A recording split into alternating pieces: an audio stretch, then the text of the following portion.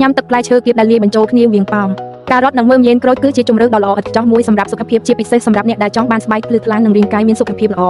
បន្លែនិងផ្លែឈើទាំង3នេះមានសារធាតុចិញ្ចឹមដែលបំពេញបន្ថែមគ្នាទៅវិញទៅមកយ៉ាងល្អខាងក្រោមនេះគឺជាអត្ថប្រយោជន៍សំខាន់នៃទឹកគៀបនេះមួយធ្វើឲ្យស្បែកភ្លឺថ្លានិងកាត់បន្ថយស្នាមអត្ថប្រយោជន៍ធំបំផុតពីមើមយេនសម្បូរទៅដោយវីតាមីន C គួរបំផុតច្រើនជាងក្រូចឆ្មាវីតាមីន C ជួយបំបត្តិស្នាមខ្មៅស្នាមមុននិងជួយផលិត collagen ធ្វើឲ្យស្បែកតឹងនិងមានភាពយឺតពីការរត់សម្បូរកាយវីតាមីន A beta carotene ដែលជួយការពារស្បែកពីកាំជ្រៅព្រះអាទិត្យធ្វើឲ្យស្បែកមានពណ៌ស្រស់ថ្លានិងកាត់បន្ថយការចាស់មុនអាយុពីប៉ោមមានសារធាតុប្រឆាំងអុកស៊ីតកម្មដែលជួយការពារកោសិកាស្បែកនិងធ្វើឲ្យស្បែករលោងសរុបទឹកនេះជាថ្នាំសម្រស់ធម្មជាតិដែលជួយឲ្យស្បែកភ្លឺថ្លាកាត់បន្ថយរោមញើសធំនិងលុបបំបាត់ស្នាមពីពង្រឹងប្រព័ន្ធការពាររាងកាយ immune system ការរួមបញ្ចូលគ្នានៃវីតាមីន C ពីមើមយេននិងប៉ោមនិងវីតាមីន A ពីការ៉ុតជួយឲ្យរាងកាយរបស់អ្នកប្រយុទ្ធប្រឆាំងនឹងមេរោគជំងឺផ្តាសាយ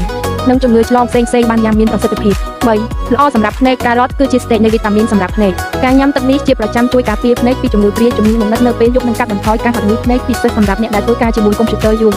4ជួយដល់ប្រព័ន្ធរំលាយអាហារនិងសម្រស់ទម្ងន់ប៉ោមនិងមើមយេនផ្កាយសម្បូរទៅដោយផ្កាយសរសៃ fiber ជាពិសេសបើអ្នកមិនច្រោះយកតែទឹកឬញ៉ាំជាមួយសាច់មា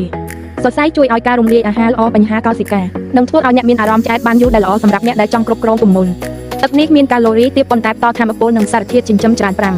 ល្អសម្រាប់បេះដូងនិងសម្ពាធឈាមប៉ោមមានសារធាតុផ្អិននិងប៉ូតាស្យូមដែលជួយគ្រប់គ្រងសម្ពាធឈាមនិងកាត់បន្ថយកូលេស្តេរ៉ុលអាក្រក់ទៅទីទៅក្នុងឈាមធ្វើឲ្យបេះដូងមានសុខភាពល្អគុណលិទ្ធក្នុងការធ្វើនិងញ៉ាំឲ្យទទួលបានប្រសិទ្ធភាពខ្ពស់មួយរូបមន្តល្អប៉ោមមួយផ្លែយកពណ៌ក្រហមឬបៃតងក៏បានការ៉ុតមួយត្រេ2ដើមតូចមើមយេនមួយលើ2ទៅ1ផ្លែអាស្រ័យលើចំណូលចិត្តព្រោះវាមានរសជាតិជូរខ្លាំងជំរឿបន្ថែមអាចដាក់គ្នាតូចដើម្បីបន្ថែមរសជាតិនិងកំដៅក្នុងរាងកាយពីកុំដាក់ស្ករប៉ោមនិងការ៉ុតមានរសជាតិអែមធម្មជាតិរួចហើយដែលគ្រប់គ្រាន់ដើម្បីលាយជាមួយរសជាតិជូររបស់មើមយេន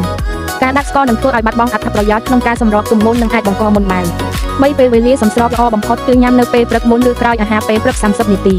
ដើម្បីឲ្យរាងកាយស្រូបយកវីតាមីនបានល្អបំផុតញ៉ាំនៅពេលយប់ជ្រៅព្រោះវីតាមីន C ខ្ពស់អាចធ្វើងាយស្រួលក្នុងបន្ទប់បងសរុបសាច់ត្រីទឹកគៀបប៉ោមបូកក្រូចបូកការ៉ុតបូកមើមយេនគឺជាភេសជ្ជៈស្អាតស្បែកនិងសុខភាពដ៏ល្អបំផុតមួយបើអ្នកពិសាវាជាប្រចាំរៀងរាល់ថ្ងៃក្នុងរយៈពេល1ទៅ2សប្តាហ៍អ្នកនឹងឃើញស្បែករបស់អ្នកភ្លឺថ្លាឡើងយ៉ាងច្បាស់និងរាងកាយមានកម្លាំងជាងមុន